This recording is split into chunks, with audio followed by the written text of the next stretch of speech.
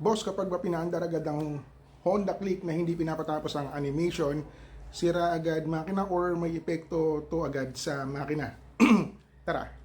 Sa totoo lang, walang kinalaman yung animation ng panel sa kung ano mangyayari sa motor mo o sa makina.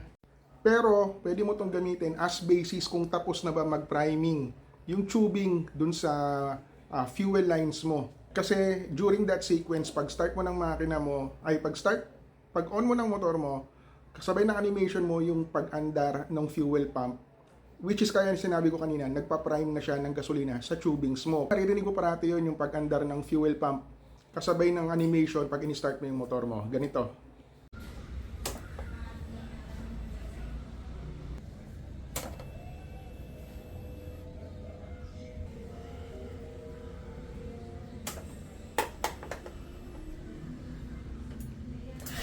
Hindi lang to para sa click, applicable din to sa iba pang motor, lalo na kung FI.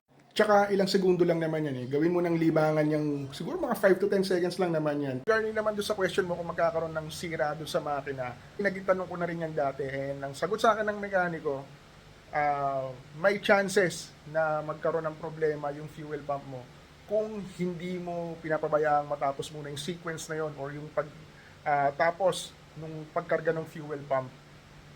Pero so far sa amin, minsan kasi si Airpat, biglang sibat yun eh. Kaya kinakabahan din ako. Pero so far, hindi naman nagkakaproblema. Siguro, tsamba-tsamba, kaya ingat na lang din.